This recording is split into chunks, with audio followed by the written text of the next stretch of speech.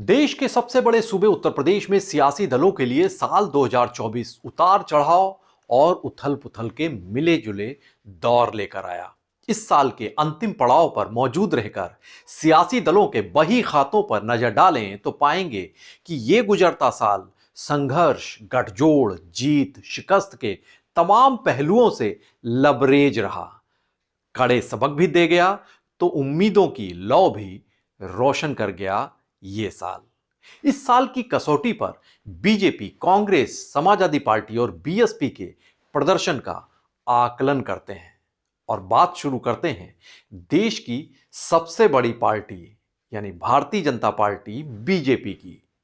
उत्तर प्रदेश में साल 2014 से लगातार 10 वर्षों तक बीजेपी का विजय रथ निर्बाध गति से दौड़ रहा था।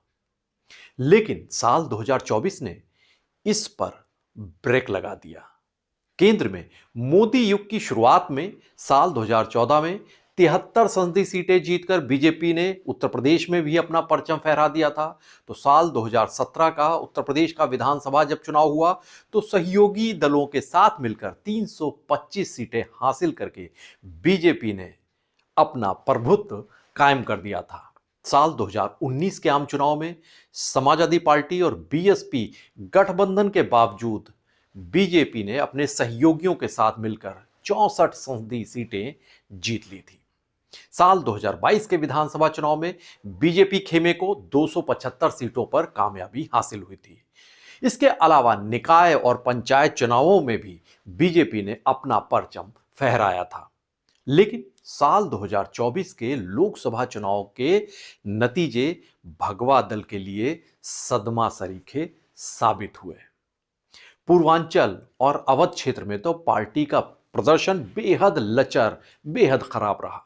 बीजेपी के नेतृत्व वाला एनडीए उत्तर प्रदेश में महज 36 सीटों पर ही सिमट कर रह गया। हार की वजह का आकलन करने के लिए बीजेपी नेतृत्व ने विस्तृत रिपोर्ट तैयार की, जिसमें यह पता चला कि संविधान बदलने और आरक्षण खत्म करने के जो विपक्षी नैरेटिव को तैयार किया गया था, उसने पार्टी की उम्मीदों को डैमेज किया, क्षति पहुंचाया। साथ ही कथित प्रशासनिक मनमानी, लापरवाही, कार्यकर्ताओं के बीच में असंतोष, बार बार पेपर लीक के मामले, युवाओं की नाराजगी, बेरोजगारी का मुद्दा, ये भी पार्टी को ये मुद्दे भारी पड़े। उत्तर प्रदेश में मिले झटके के तुरंत बाद बीजेपी के भीतर गुटबाजी ने भी खूब जोर पकड़ा। सीएम योगी और डिप्टी सीएम केशव प्रसाद मौर्य के बीच तनातनी सार्वजनिक तौर से नजर आने लगी। सरकार से बड़ा संगठन है, ये नारा बुलंद करके केशव प्रसाद मौर्य ने अपने बगावती तेवरों का इजहार कर दिया। इसके बाद तो लखनऊ से लेकर दिल्ली तक खूब सियासी रस्सा कसी उठापटक दिखाई देती रही। दूसरे डिप्टी सीएम ब्रजेश पाठक के साथ भी शीत युद्ध होता नजर आया। केशव प्रसाद मौर्य की नाराजगी तो इस कदर पनप गई थी कि उन्होंने कैबिनेट की बैठकों से भी किनारा कस लिया था। आखिरकार केंद्रीय नेतृत्व को, पार्टी आलाकमान को इस मामले में दखल देना पड़ा, हस्तक्षेप करना पड़ा, तब जाकर युद्ध विराम हुआ और आपसी खींचतान का दौर शांत हो सका। इस दौरान सीएम योगी के नेतृत्व को लेकर, उनकी लीडरशिप को लेकर सवाल भी उठाए गए, लेकिन उन्होंने अपनी कुशल संगठनात्मक क्षमता, आक्रामक तेवरों और कारगर संवाद की जो रणनीति है, उसकी बदौलत उपचुनाव में 9 में से 7 सीटें जीती और अपने विरोधियों के मुंह बंद कर दिए और मजबूती के साथ वापसी की। इस जीत ने हताश चल रहे बीजेपी पार्टी के कैडर को मनोबल उनका जो था फिर से उसे उत्साहित किया, उसे बढ़ाया। बटेंगे तो कटेंगे के नारे के जरिए सीएम योगी ने हिंदुत्व की अपनी एक अलग पहचान दी, इस रणनीति को एक नई धार दी। इसका असर न सिर्फ उत्तर प्रदेश बल्कि हरियाणा और महाराष्ट्र के चुनाव में भी दिखाई दिया। साल के आखिर में संभल का मुद्दा खूब गरमाया। अब बीजेपी आगामी चुनावी चुनौतियों के लिए नए सिरे से तैयारियों में जुट गई है, कमर कस चुकी है। इसके लिए पार्टी संगठन में बदलाव की प्रक्रिया जारी है। पार्टी संगठन में इस वक्त चुनाव की प्रक्रिया संचालित है। अब बात करते हैं संसदीय सीटों के लिहाज से उत्तर प्रदेश की सबसे बड़ी दूसरे नंबर की पार्टी समाजवादी पार्टी की, और संसदीय सीटों में तो सबसे उत्तर प्रदेश में तो सबसे बड़ी है समाजवादी पार्टी। इसके इतिहास में साल 2024 सबसे असरदार साबित हुआ। आम चुनाव में 37 सीटें लाकर मुलायम द्वारा स्थापित ये पार्टी देश की तीसरी सबसे बड़ी पार्टी बन गई। मुस्लिम और यादव समीकरण के साथ ही गैर यादव ओबीसी जातियों को लामबंद करने की अखिलेश यादव की कोशिशें कामयाब हुई, कारगर हुई।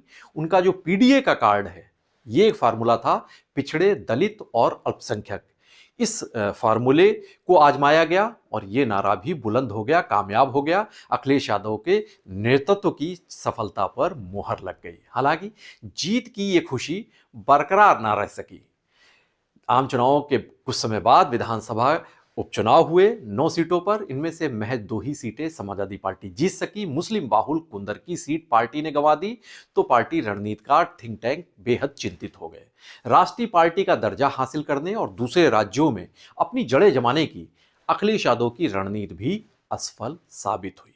जम्मू कश्मीर, हरियाणा और महाराष्ट्र में कांग्रेस के रूखे रवैये से सपा कांग्रेस गठबंधन में उसकी दोस्ती में दरार उभरती नजर आई।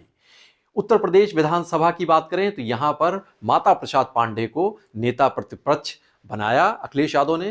पहले वही हुआ करते थे, लेकिन सांसद बनने के बाद उन्हें मौका दिया और ब्राह्मण वोटरों को साधने की रणनीति पर अमल करते दिखाई दिए। पार्टी को अपने जातीय जो गुलदस्ता तैयार किया है, इस प्रयोग से तमाम उम्मीदें हैं। अब सपा में पीडीए को नए सिरे से परिभाषित करने की रणनीति भी अपनाई जा रही है। पिछड़े, दलित, अल्पसंख्यक से शुरू होने वाले इस फार्मूले में अल्पसंख्यक ए फॉर जो आता है, ए फॉर अल्पसंख्यक, अब उसमें आधी आबादी, गरीब अगड़े और अपमानित और शोषित जनों को भी शामिल किया जाने लगा है। साल 2024 सपा सुप्रीमो के लिए जीत का पैगाम लेकर आया, लेकिन साल जाते जाते जीतती हुई बाजी हाथ से भी फिसलती नजर आई समाजवादी पार्टी के लिए। अब चलते हैं देश की दूसरी सबसे बड़ी पार्टी और उत्तर प्रदेश की तीसरी सबसे बड़ी पार्टी कांग्रेस की बात करते हैं। कभी उत्तर प्रदेश को 19 मुख्यमंत्री देने वाली देश की सबसे पुरातन पार्टी कांग्रेस बीते 35 वर्षों से उत्तर प्रदेश की सत्ता से बाहर है, बेदखल है। साल 2024 पार्टी के लिए उम्मीदों का पैगाम लेकर आया। समाजवादी पार्टी के साथ गठजोड़ किया राहुल गांधी, प्रियंका गांधी ने, और 17 सीटों पर कांग्रेस चुनाव लड़ी। इसमें से 6 सीटें जीतने में उसे सफलता मिली। इस चुनाव में कांग्रेस को करीब 14% का वोट शेयर भी मिला।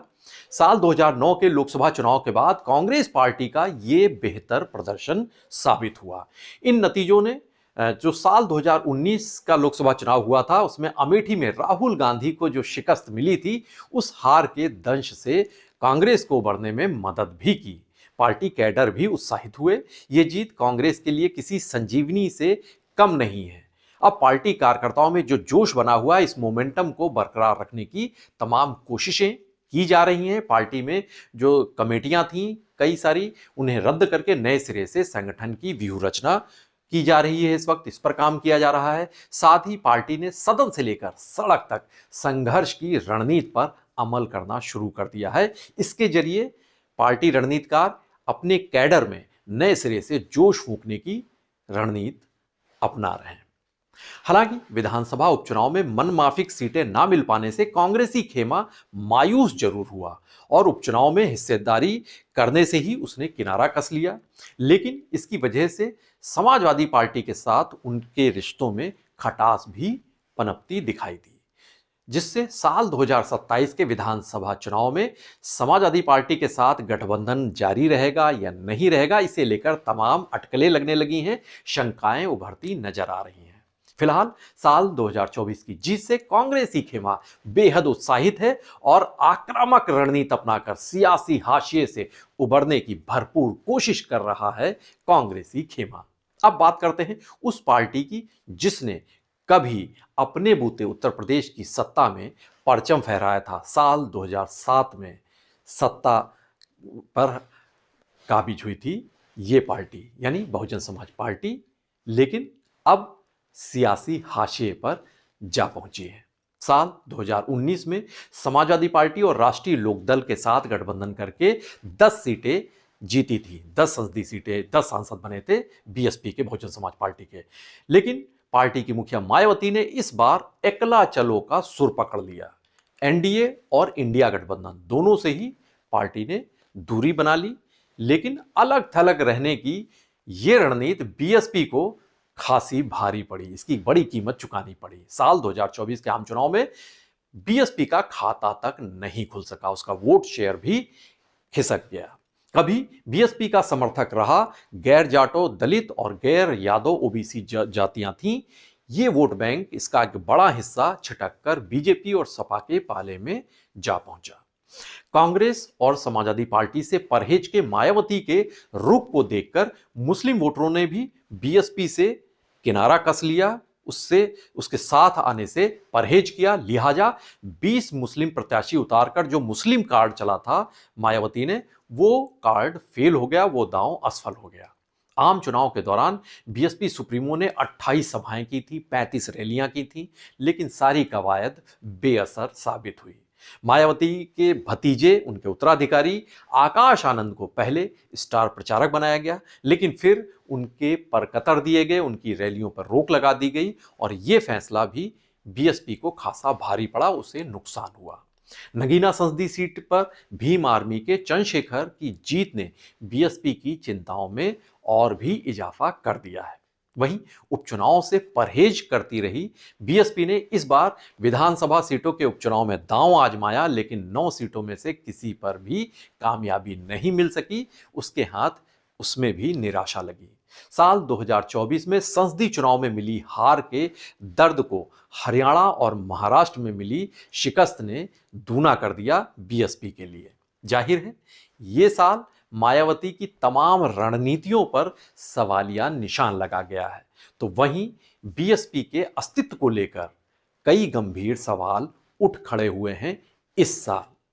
खैर, नए साल 2025 में सियासी दल अब कौन सा फार्मूला आजमाएंगे, किसके साथ जाएंगे, कौन सी रणनीति अपनाएंगे, इसका पूरा ब्यौरा, पूरा अपडेट आप तक हम पहुंचाते रहेंगे। आप बने रहिए पीटीसी न्यूज़ उत्तर प्रदेश के साथ। नमस्कार।